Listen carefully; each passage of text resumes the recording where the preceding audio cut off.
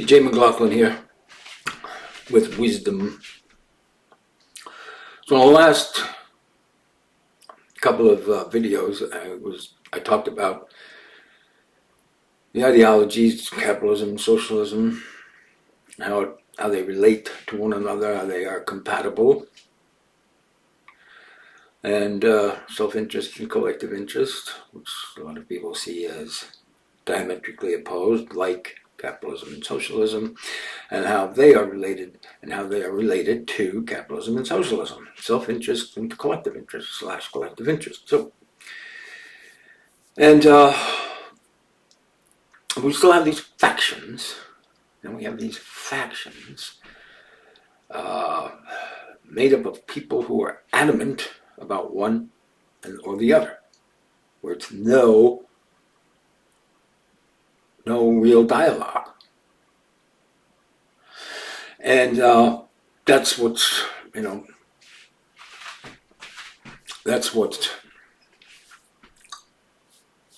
dominating the society. And it's not good. It's not good. And, George Washington in 1796 warned the country about party politics. And he said that he predicted pretty much that this would happen. This is what's happening now. And because he said it was more of a threat. He saw that as more of a threat than the division between the North and the South, which of course led to the Civil War. We have a civil war going on now. It's not totally violent. There's some violence connected with it.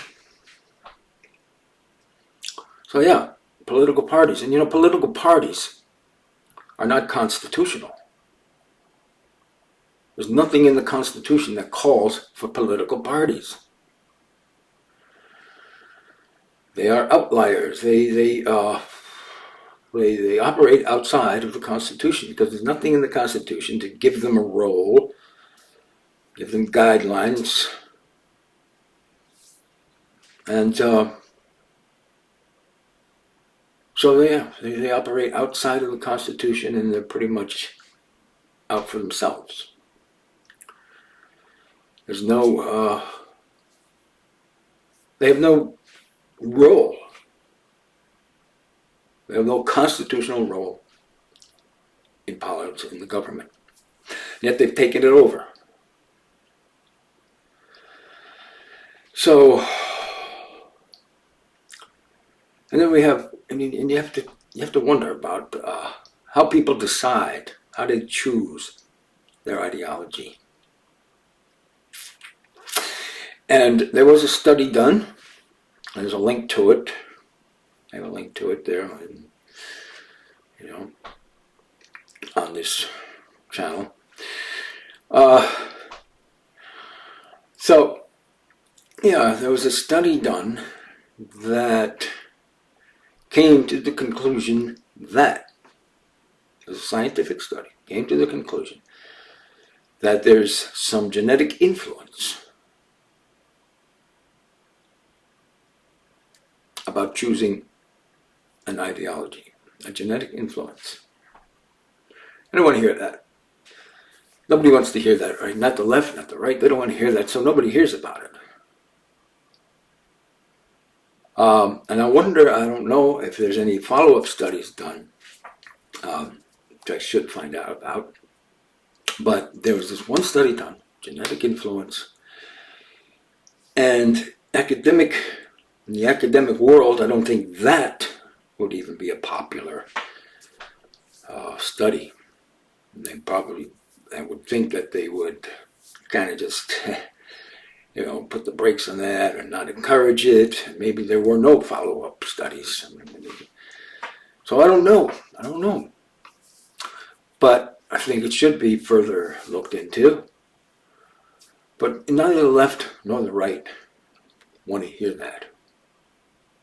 They don't want to hear that. Genetic influence.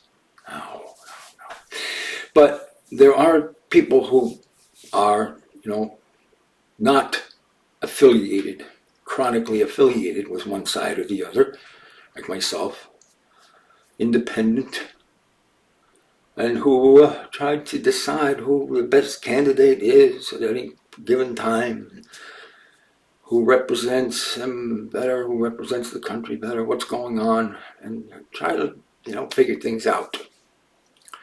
Instead of just, I'm on the left, I'm on the right, and that's it. And I don't think that's, and the genetic influence. If you look at communism, and you wonder how can anyone still believe in communism? I wonder about that. How can anyone really still believe in communism? You see what happened in the Soviet Union. At 75 years, I think it lasted for 75 years, and they had 75 years to create this workers' paradise, which they supposedly going to do. And they just, no, that never happened. That never happened. So, and then, you look at China. China was communist. It's no longer communist. It's not a communist country. Call it communist party, but it's not communist. It's not communism going on there because it's not a command economy. Communism,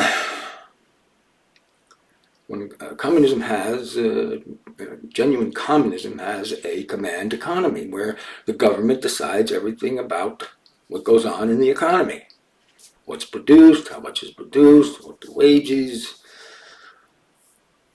and in the Soviet Union, they had the workers had this saying: "We pretend to work, and they pretend to pay us." It's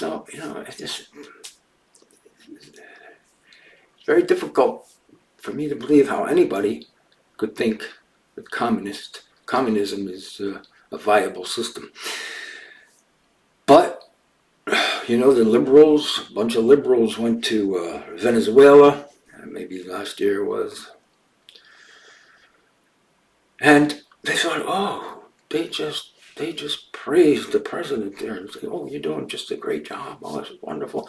Meanwhile, it was like droves of people just leaving Venezuela, and the conditions there are not good. So how do they see? How do they judge that this was a good thing? What's happening in Venezuela was a good thing. How do they see that?